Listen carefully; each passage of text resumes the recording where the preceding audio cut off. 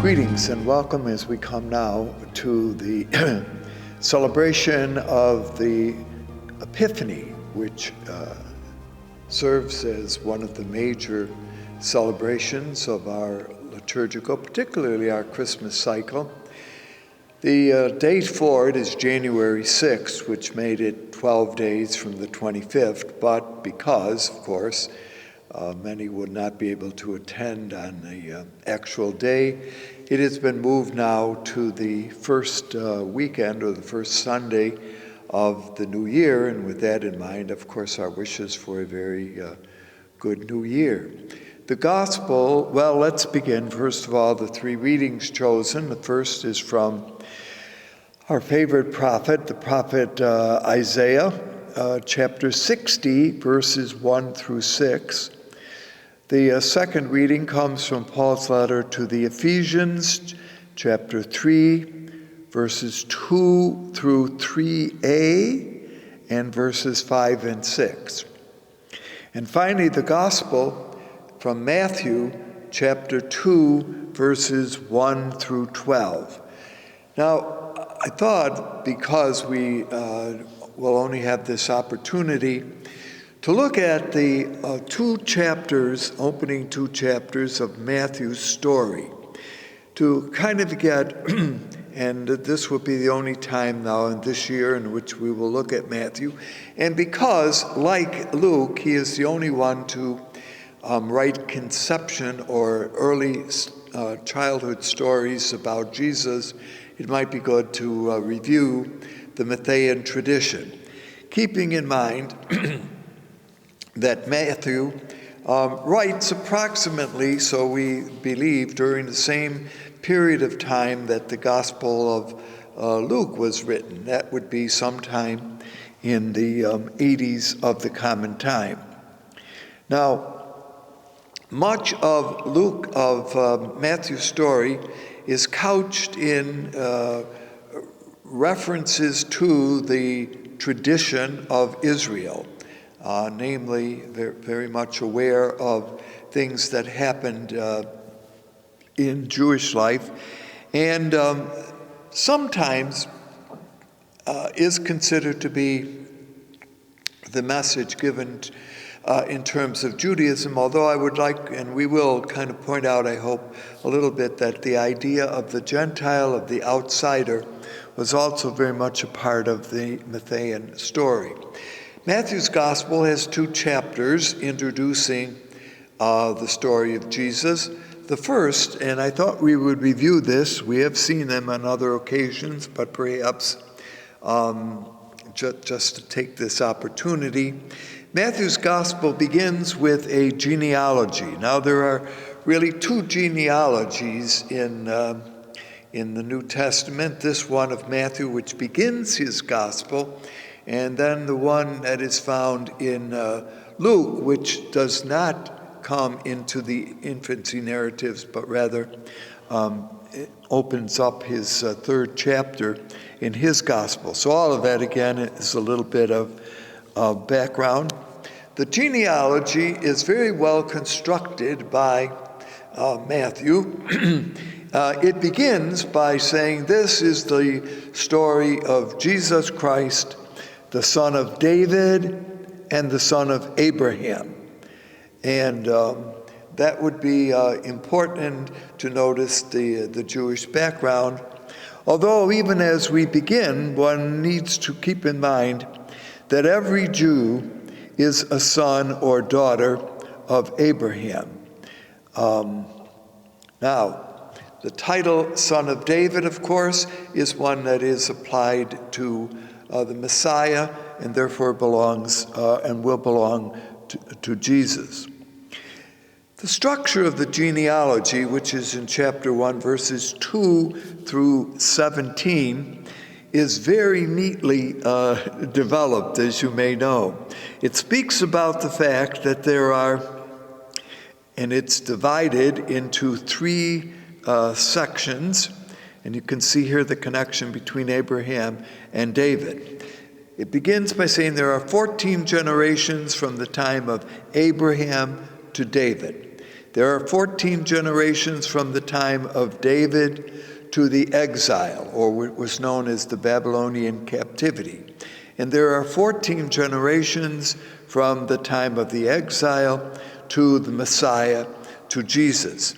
So it's kind of interesting that therefore the 7, when you think about it, 7 is the famous biblical number.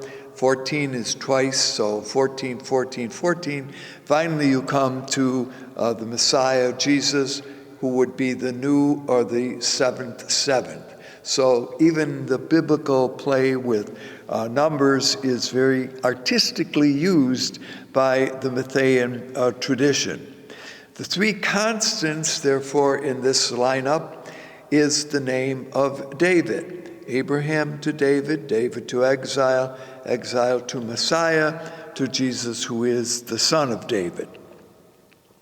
Now, keep in mind that this genealogy was not intended to be historical, in the sense that one of the names given, the father of the next one was exactly his father.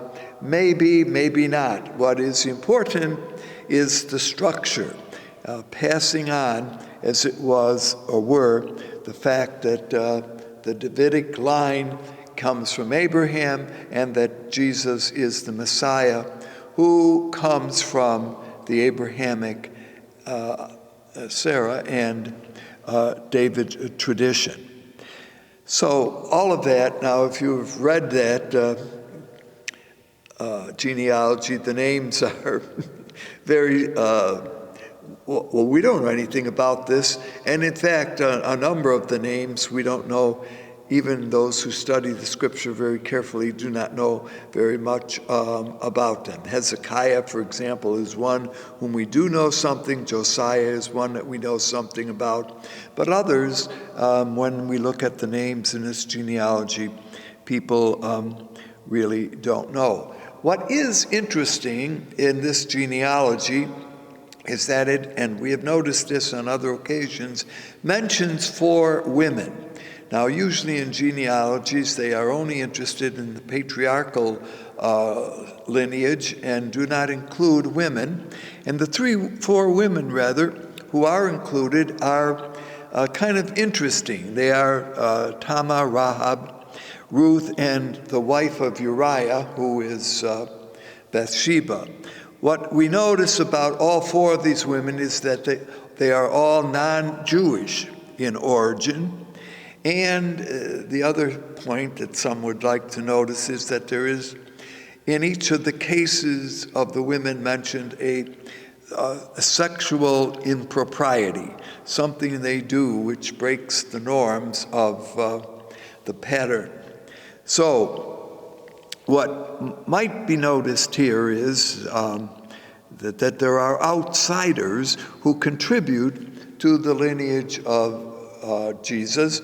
And as I say, this gospel, which very much relies on the fact of a Hebraic background, does open the door or make the window for Gentiles as also being part of the mission and the generosity of the Messiah when he comes. So my point being is that Jesus' ancestry already betrays an openness to a non-Israeli or to a Gentile world. And what is important there is that therefore the Gentile world is considered to be unclean. Remember that in Judaism, this whole question of cleanliness has to do with ritual impurities or non-ritual cleanliness. And so all of that is kind of brought about in this particular genealogy. Now, I know I give a little bit of background here and fuzziness, but it is important in seeing the full development. Now, I think we have mentioned before, if you look at the stories of the 4 women, each of them also in their own way help save the lineage of Abraham and David, see, so that they too play an important part in the developing story of the coming of the Messiah. All right, that's the first section, and as it ends, it points out that Jesus is Son of God, Son of David, and Son of Abraham. And so everything is traced back to Abraham in this particular genealogy. Now, verses 18 through 25 describe the birth of Jesus. Very different, and as I mentioned, as we look at this one, if we had only this to kind of develop our Christmas crush, we wouldn't have very many, we would not have too much to make it work, okay? It begins by announcing that, and the hero of, or the central figure of the gospel at this Matthew is Joseph. And keep in mind, in the Jewish tradition, Joseph, one of the sons of Jacob, was known for his dreams. And of course, in his dreams, he received messages. And we will see that this Joseph also receives important messages from God in dreams. So there is a very careful play by the writer on images that would be known within Judaism. So it begins by saying that Joseph is betrothed to Mary, but now he discovers that Mary is with child, and he is considering to quietly divorce her because he acknowledges or is known not to be the father of this child. Joseph is characterized for his righteousness, which of course is a very important quality within the tradition of Israel. Righteousness here functions as mercy, and that shows that Joseph was, well, and again, we've noticed the importance of honor in this tradition. If Joseph can quietly get the families, and remember that these marriages were arranged by families, not necessarily by the couple themselves, if Joseph can find a way to quietly break the relationship, get both families to kind of agree maybe that there is a known father, and rearrange things in such a way that the honor and the dignity of both families is preserved, is very important, and puts Joseph in a very admirable position, that he is willing to kind of set aside his own needs, own concerns on behalf of family, and certainly to save the honor, well, in some ways perhaps his own, but really the honor of Mary and her family, and also his own family. In a dream, and this is what comes next, Joseph is by an angel. We do not know who that angel is, but the angel simply says, "Do not be afraid to take Mary into your home." Now keep in mind that they are betrothed, and betrothal, which usually was a period of about a year that took place, was almost as similar to being married, okay? So, I mean, the fact that Mary had a child without Joseph's knowledge would be the issue that we're talking about here. Yes, the marriage ceremony itself would take place once a home was prepared by the groom, but the actual relationships would already have been in place. So Joseph takes Mary into his home. That's the way it ends, and that's the birth story of Jesus as found in Matthew. It's really not a birth story, is it? It's a conception. And this is the one point, that the conception of Jesus is the work of God that is consistent with the story also found in Luke. Now, so what we are dealing with here, and this is important because I suggest it really turns out to be a theological issue, is that we're talking about the virginal conception tradition, okay? So this rests not on history, but upon a theological truth. And there's no problem here with regard to the genuine humanness of Jesus.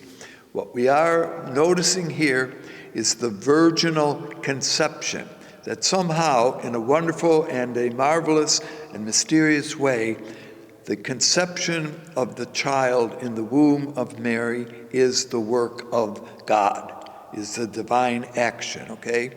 So this really is not talking so much about the virginal status of Mary, that is, Mary as a virgin, although that certainly becomes a part of Christian tradition quickly and early on. But the point that is being made theologically and religiously, and that's what we believe, and that's what we hold to be a truth, is that God lies behind the conception of Jesus in the womb of Mary. So all of that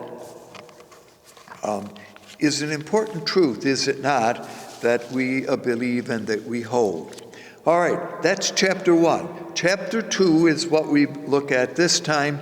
We're going to look at, actually, there are 23 verses, but we're only going to be looking at the first 12 in the actual celebration of the Epiphany. The word itself means a manifestation, a showing forth, and of course, how does Matthew develop it? And it pictures that there are magi one day from the east come to Jerusalem, asking the leadership in Jerusalem, where is the newborn King of the Jews? For King of the Jews, keep the title, for we have seen in his star in the east and have come to adore them. All right, so now the magi. There's a lot of question and development about the magi. We really don't know very much about them. We do know that in the Eastern tradition, there were men who were known for their ability to read the heavens and to determine what goes on in the heavens, what was going to affect human beings. So perhaps they are what we would call astrologers, or concerned with what was going on in the heavens. And here, of course, a number of theories have been developed as to what exactly that was. Keeping in mind, I'm not sure that it's always historical, but certainly it might have that basis. Was it a new comet appeared in the skies and that happened to appear? Was it the collision, as some say, of two planets, Jupiter and Saturn, which we do believe happened in the year 7 before the common time?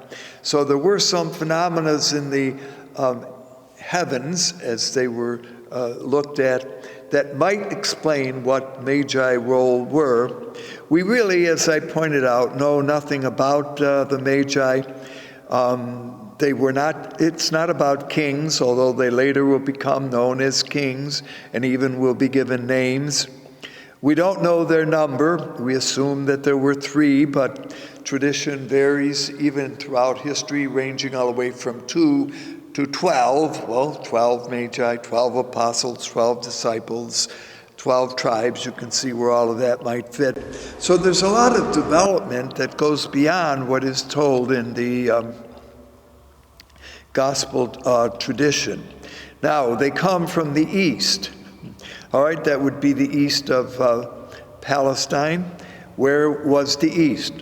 All kinds of theory. Persia, Babylon, Arabia, the Syrian desert, who knows, okay? So Matthew is not clear, perhaps purposely.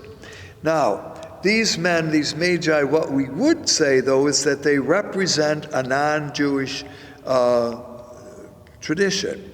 They therefore come to who they presume would be the Jewish leader and in Jerusalem, and that would be Herod the Great. Now,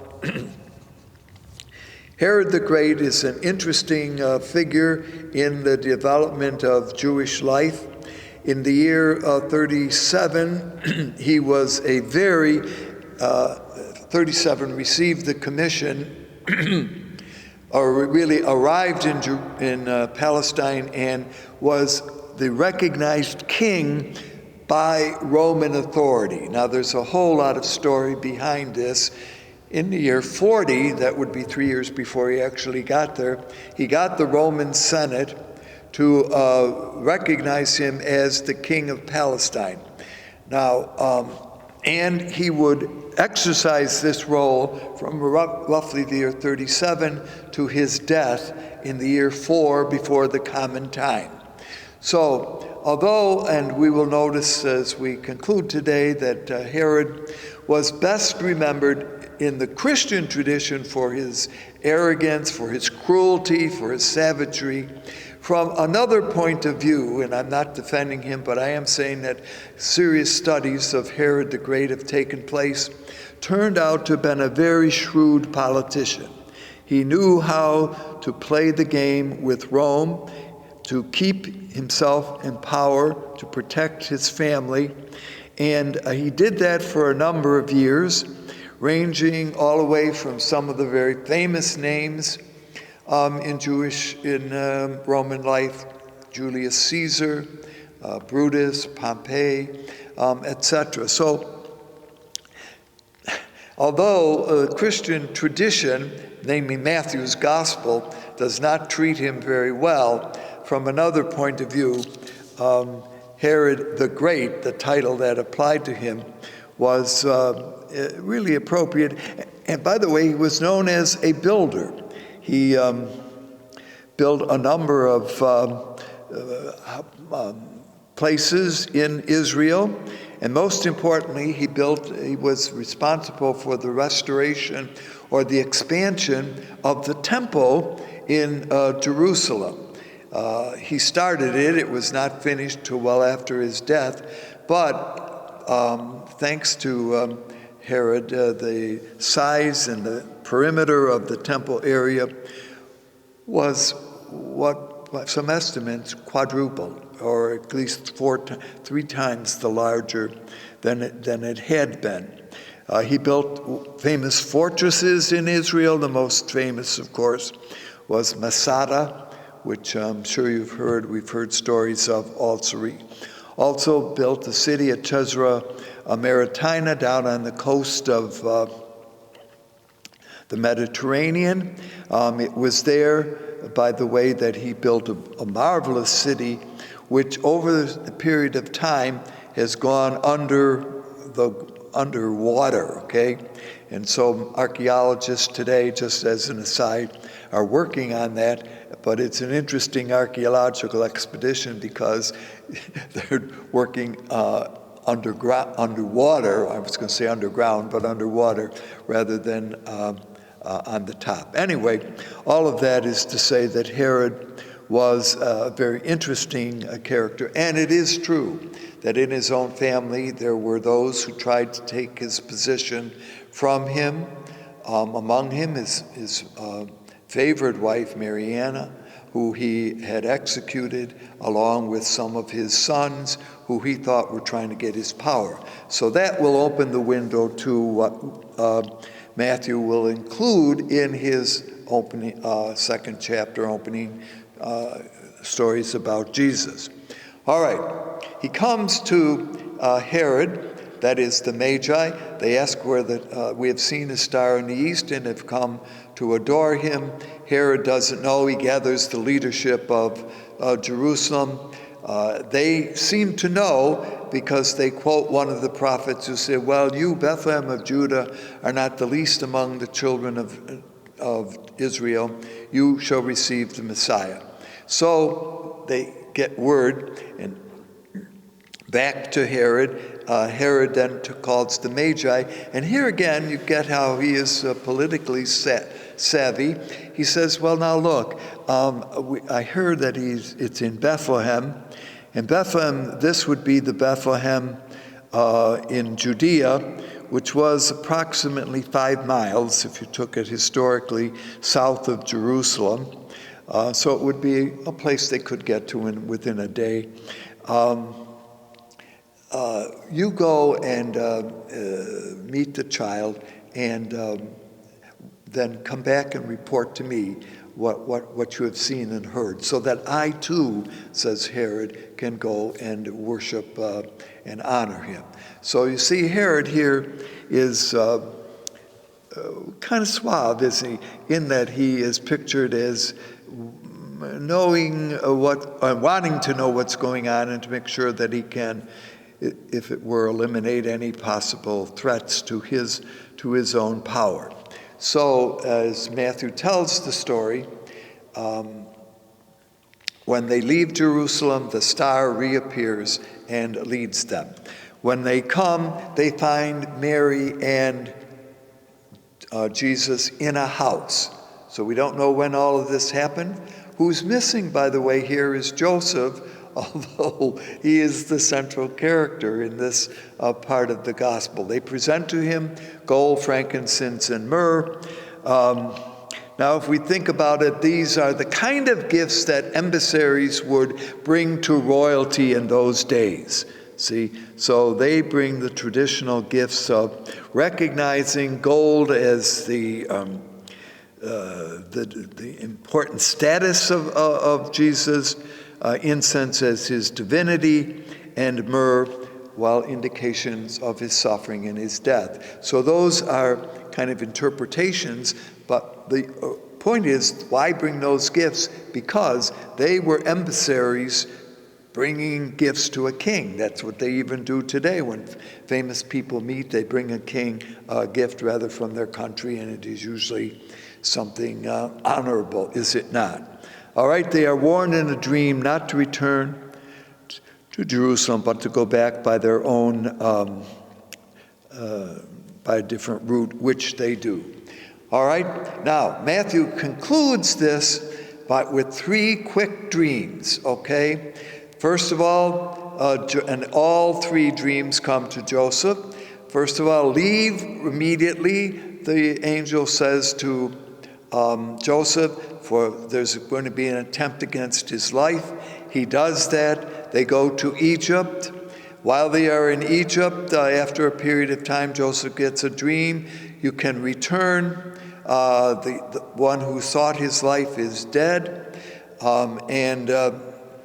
He does that. He comes back to the area of Bethlehem, of that territory, but there one of the sons of now the deceased Herod the Great, Archelaus' rule, that's not going to be good, and he is told, this is the third, go up to the Galilee, and he goes to the Galilee and he settles in Nazareth. And throughout this gospel, Matthew continues to try to find biblical allusions. So, for example, why does Jesus go to Egypt? But it is true also that many immigrants, by the way, found safety in Egypt, because that was a territory that Herod had no control over, okay? But as Matthew tells the story, it is important to notice, out of Egypt I have called my son. Now, what are the allusions here?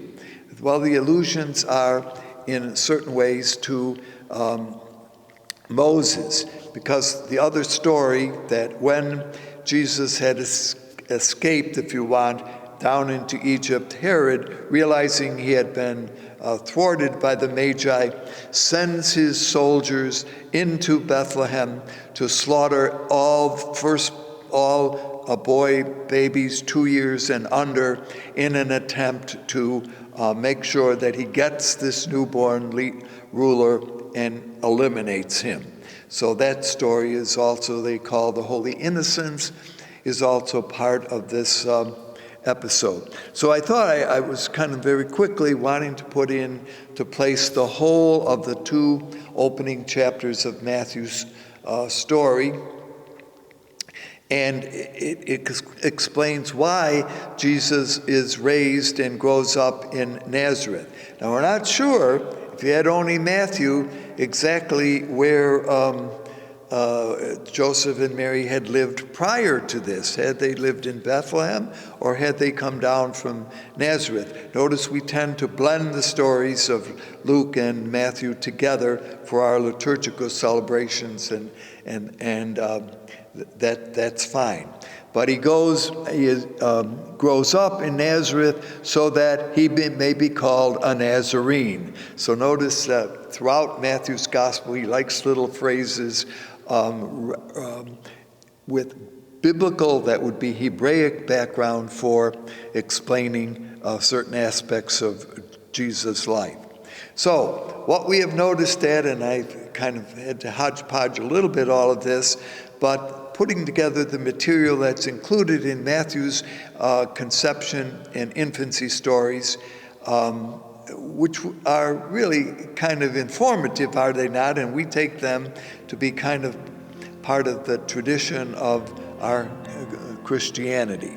So as we celebrate the Epiphany of the Lord today, the manifestation of his goodness, as we begin this new year, may the Lord bless our homes, bless our lives, and keep us always faithful as the children of God.